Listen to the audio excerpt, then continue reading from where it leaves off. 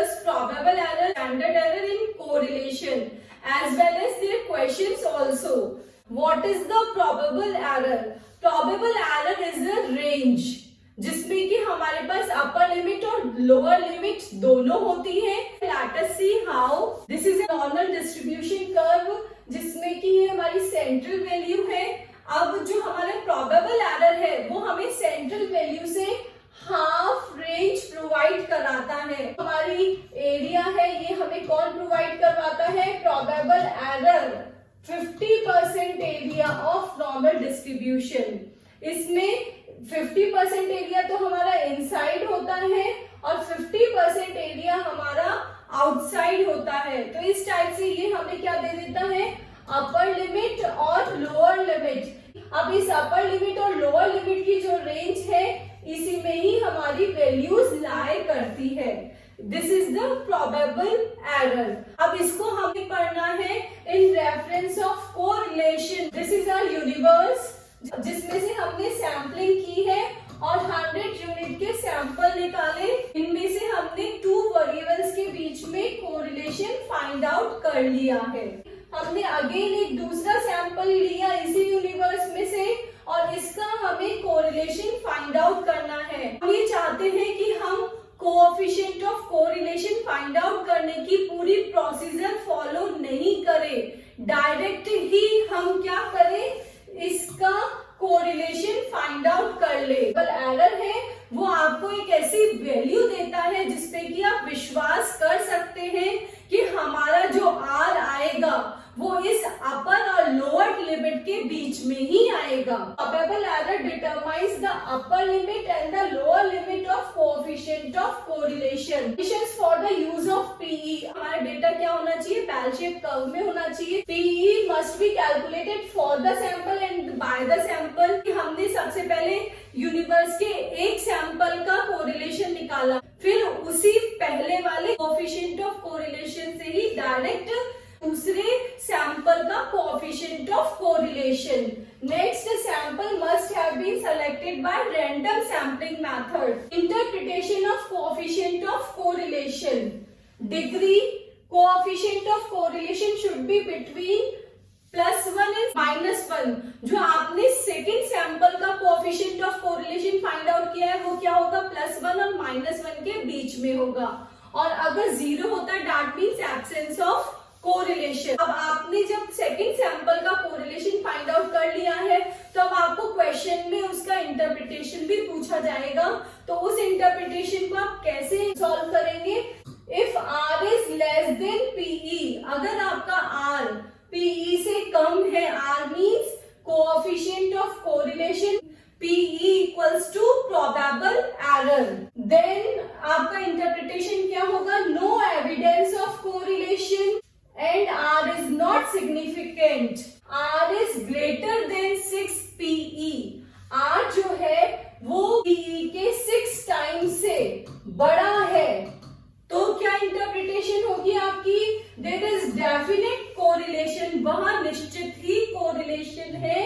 Second is R is significant. अगर हमारा R 0.3 से छोटा है तो हमारी इंटरप्रिटेशन क्या होगी? Are will exist. आर तो है बट नॉट सिग्निफिकेंट. लेकिन सिग्निफिकेंट नहीं है चाहे वो आर हमारा किससे बड़ा क्यों ना हो, 6 पीई से बड़ा क्यों ना हो. Next situation is R is greater than और इक्वल टू 0.05.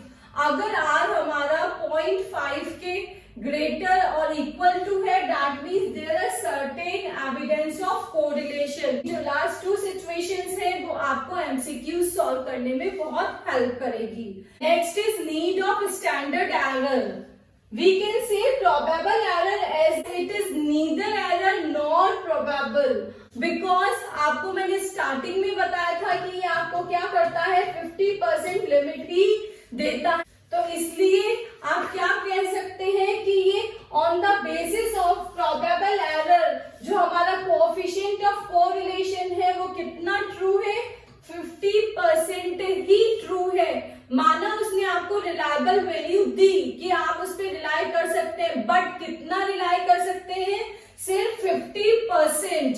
और ये सोशो इकोनॉमिक एरियाज और बिजनेस एरियाज में भी एप्रोप्रिएट नहीं रहा, इसलिए मॉडर्न स्टैटिस्टिक्स ने क्या यूज करना स्टार्ट कर दिया, स्टैंडर्ड एरर। स्टैंडर्ड एरर भी आपको 2 लिमिट्स ही देता है, but it is more reliable then probable error. Second, कई बार आपको क्वेश्चन में पूछ लिया जाता है कि you should take out the coefficient of correlation of universe. आपको अगर सैंपल से यूनिवर्स का coefficient of correlation find out करना है तो आप क्या यूज करेंगे, वहां पे स्टैंडर्ड एरर का फॉर्मूला यूज करेंगे। Formula of probable error is probable error equals to 0.6745 multiplied by 1 minus r square divided by under root n। और अगर आप ये नहीं लिखना चाहते तो इसके प्लेस पे क्या लिख सकते हैं, 2/3 multiplied by 1 minus r square divided by square root n। इससे आपकी क्या आ जाएगी, प्रोबेबल एरर आ जाएगी। r equals to coefficient of correlation, n equals to number of items। Upper limit के लिए r प्लस PE कर देंगे और लोअर लिमिट के लिए r माइनस PE। तो अब आपके पास में 2 लिमिट्स आ जाएगी और इसी के बीच में आपका अदर सैंपल का कोएफिशिएंट ऑफ कोरिलेशन लाई करेगा। प्रोबेबल एरर में आप 0.6745 यूज करते थे, बट इसमें सिर्फ आपके फॉर्मूले में क्या आ जाएगा, 1 minus r square divided by under root n। r equals to coefficient of correlation और n equals to number of items. इससे आपकी SE आ जाएगी। अब SE में आपको लिमिट्स फाइंड आउट करनी है। अपर लिमिट के लिए आप क्या करेंगे, r plus 3SE। Lower limit के लिए आप क्या करेंगे, r minus 3SE। Calculate probable error if the coefficient of correlation is 0.92 and the number of pairs of items are 25। अब यहाँ देखिए क्वेश्चन में आपको डायरेक्टली गिवन है, you have to calculate the probable error। Now you will use the formula of this 0.6745 multiplied by 1 minus r square divided by under root n equals to आपको given है 0.92 और n equals to है 25।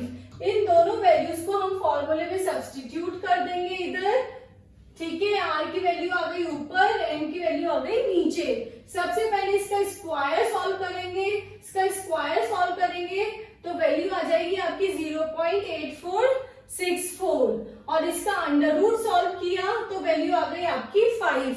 Now 1 minus 0.8464 करेंगे, value आ जाएगी आपकी 0.1536 divided by 5। इन दोनों को divide करने पर और फिर जो वैल्यू आएगी उसको मल्टीप्लाई करना है तो आपकी PE आ चुकी है यहाँ पर 0.021। अब हमें इंटरप्रिटेशन लेनी है इसमें, फिर क्या करना है आपको 6 मल्टीप्लाई बाय PE करना है। हमारा r बड़ा है इससे, that means there is definite correlation, first thing. Second, significant correlation. Next we will find out the limits. First is upper limit, that is 0.92 plus r plus PE। PE है आपकी 0.021, that is your 0.941। Lower limit 0.92 minus 0.021, this is a lower limit जिसपे कि दूसरे sample का coefficient of correlation worry करेगा।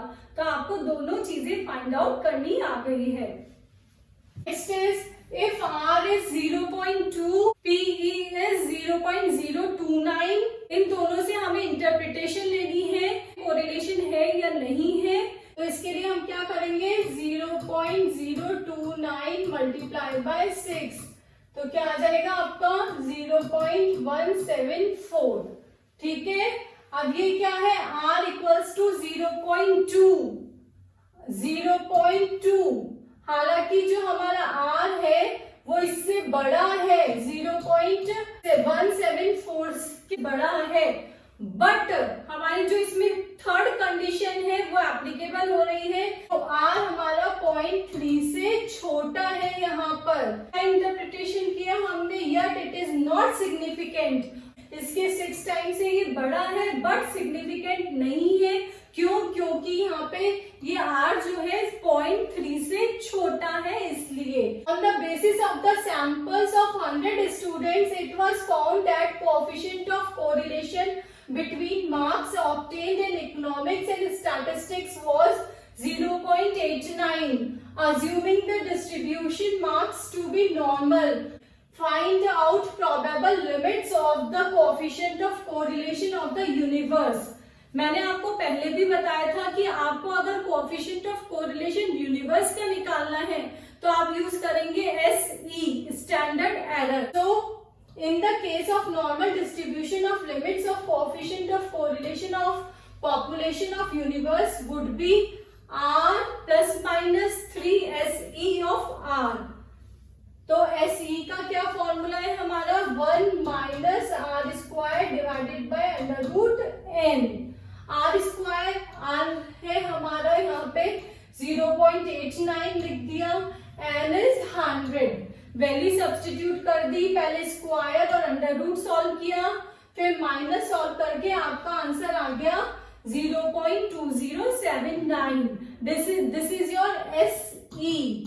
अब क्या करना है, मल्टीप्लाई बाय 3 करना है, इसको मल्टीप्लाई बाय 3 किया इसको, फिर क्या करेंगे, अब रेंज जो निकालनी है वो क्या है, अपर लिमिट।